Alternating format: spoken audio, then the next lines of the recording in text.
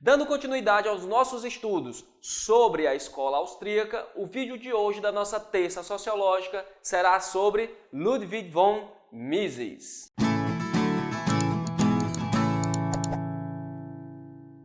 Por incrível que pareça, pessoal, inicialmente na sua juventude, no tempo de graduação, o Mises ele era de esquerda. Ele achava que o Estado deveria ser grande e que deveria sim intervir na economia. Até que ele encontra os princípios de economia política do Karl Menger, que foi a grande obra do Menger. E aí ele olha para aquele negócio e fica...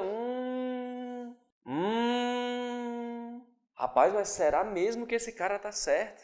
Então ele percebe que todo pensamento de esquerda está equivocado e ele se torna um adepto do liberalismo econômico, um grande defensor do livre mercado. Dentre as suas principais obras, nós temos a Teoria da Moeda e do Crédito, que é de 1912 e que foi onde ele rompeu com o seu mestre, porque aqui ele conseguiu conjugar a lei da utilidade marginal decrescente com a teoria da moeda. O professor dele, o Bombaverk, dizia que isso era impossível, mas o Mises afirma que conseguiu fazer isso nessa obra. Por isso a cisão, por isso a briga entre os dois. E aqui ele discorda que exista a micro e a macroeconomia. Para o Mises só existe uma só economia. Ele publicou também Socialismo, que foi de 1922, em que ele faz uma crítica muito grande ao marxismo, a todo o pensamento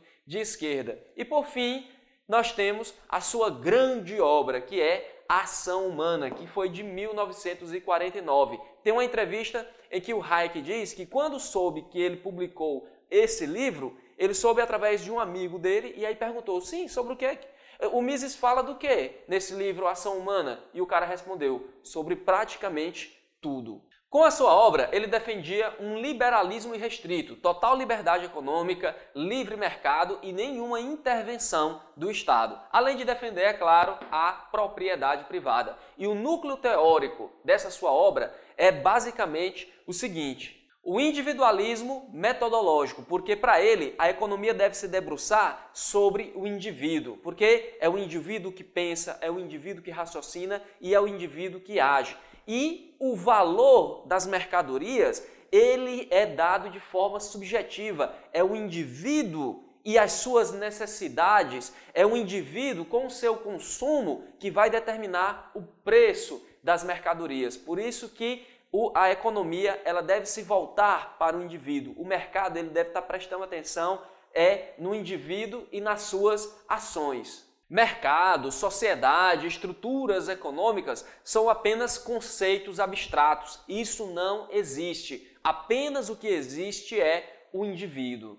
Bom, então se é sobre a ação humana que a economia deve se debruçar, o Mises ele vai fundar a nova metodologia da ciência econômica, que é a praxeologia. Praxeo do grego ação e logia do grego estudo. É através do estudo da ação humana que a economia vai poder descrever as relações econômicas e prescrever as leis econômicas. A economia ela não deve estar fundamentada naqueles estudos matemáticos abstratos mirabolantes e nem em dados estatísticos. A economia ela deve se voltar apenas para a ação do homem. Defendendo o livre mercado e fundando novas bases para a economia, o Mises ele quer demonstrar três coisas. A primeira, só existe prosperidade em uma economia de livre mercado, porque somente com o livre mercado nós temos liberdade.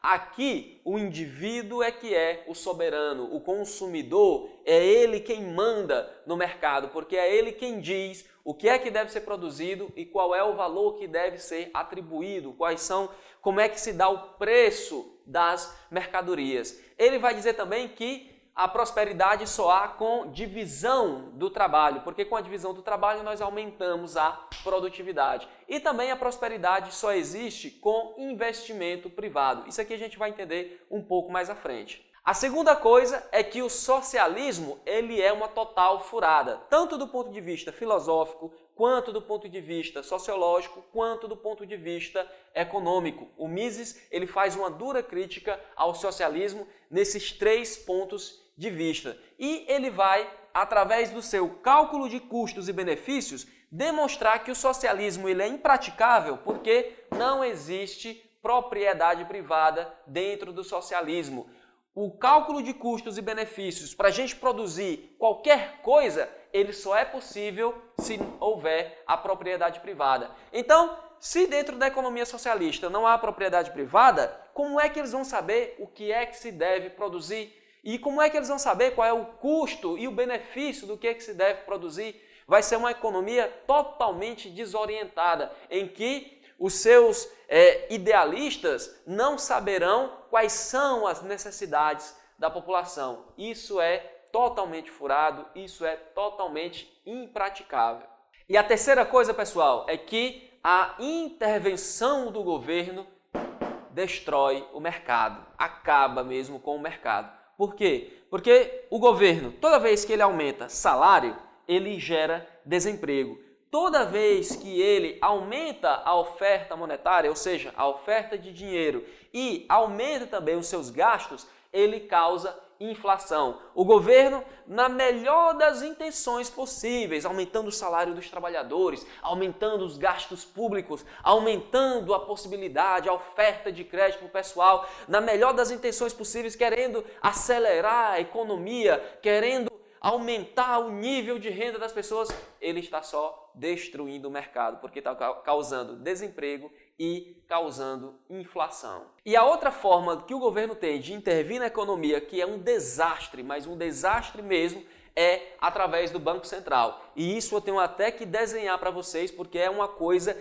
inacreditável. Eu mesmo, quando descobri isso, eu fui perguntar para o meu professor de economia política, ainda na faculdade de Direito. Eu disse, professor, é assim mesmo que funciona isso aqui? Aí ele olhou assim para mim, todo desconfiado. É assim que funciona o nosso sistema econômico. Cara, eu quase caí para trás. Eu não quis acreditar que o nosso sistema funciona do jeito que eu vou mostrar para vocês aqui agora.